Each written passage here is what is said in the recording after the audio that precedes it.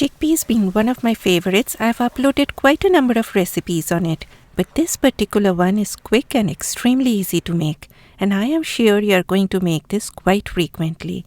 Namaskar, this is Bumbi, and welcome to Curries with Bumbi. Starting with the chickpeas. I have soaked about a cup of dry chickpeas in water overnight with 2 heaped teaspoons of salt. The next day, drain all that water and give them a quick shower with cold tap water.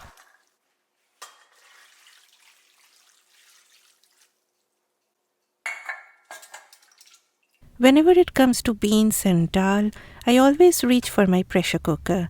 You can even use an instant pot or any pressure cooker. Or if you don't want to use a pressure cooker, then make it in a pot, but it will take much longer time. And today we are after something very quick. I have taken 4 tablespoons of mustard oil, but you can definitely use any oil of your choice. Once the oil gets hot, lower the heat and add some whole spices. Cumin seeds. If your oil is hot, the seeds will immediately start dancing around. Then cinnamon stick, a bay leaf, which I always like breaking into half before adding to the oil.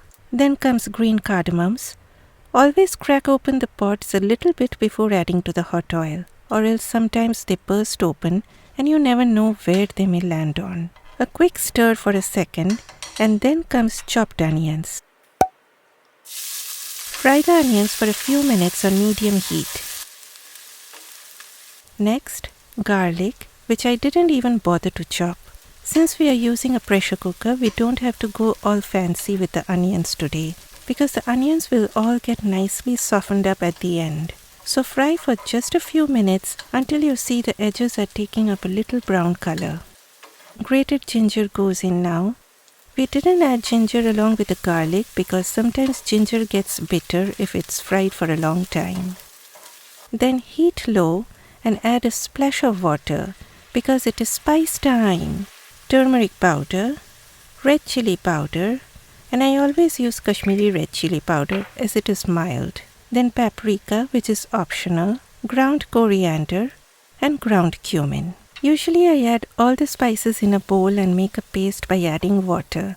But today Bumbi is in a lazy mood, and the last thing I want to see is a huge pile of dishes waiting for me either to be washed or to be loaded into the dishwasher.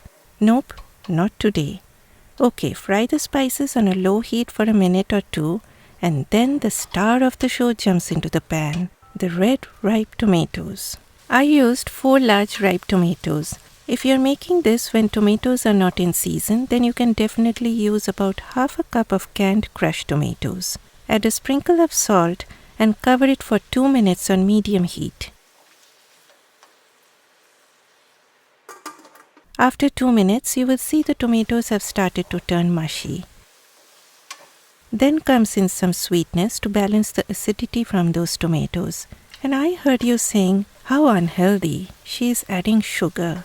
Well guys, sugar is totally optional, but it does bring in a balance and you can skip it if you have any concerns. Okay, time for the chickpeas to enter the scene after that long waiting time. And then the potatoes. Cut the potatoes into large chunky pieces. And no, I haven't forgotten the most important ingredient, that is salt. I even like adding some freshly crushed black pepper.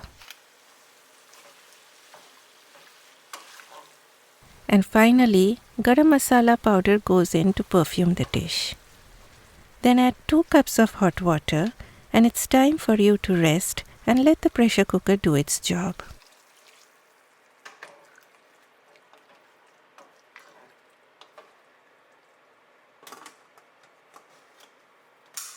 Allow it to come to full pressure on high heat.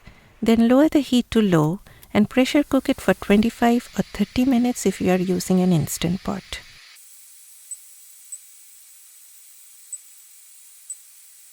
After 25 minutes, switch off your stove and allow the pressure to be released naturally.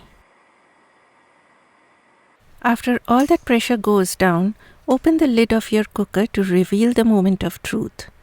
The very first thing I do is to remove those whole spices. And the pressure cooker makes this job so very easy. Then again heat back on medium-high. The chickpeas, as you can see, have become cottony soft, and I like it that way. It's not that I don't have any teeth, but I like my chickpeas in that way.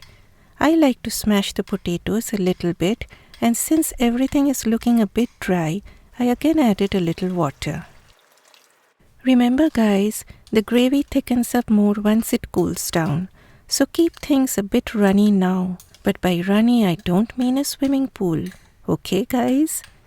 Then comes another ingredient, but that too is optional, dried fenugreek leaves, that is kasuri methi. Whenever it comes to kasuri methi, add little, as little goes a long way. But if you're tempted to add a lot, your curry may tend to get bitter. Do a taste test and adjust the seasonings if required. And what do you mean by adjust the seasonings, Bumbi?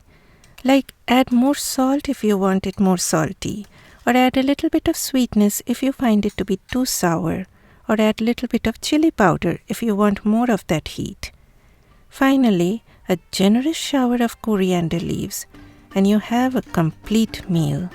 Have it with roti or rice or any type of bread. And don't worry if you have leftovers, because it stays good in the refrigerator for a few days. Please smash that like button for me. And if you want to watch more recipes like this, then please click on the video showing up on the screen. Bye bye.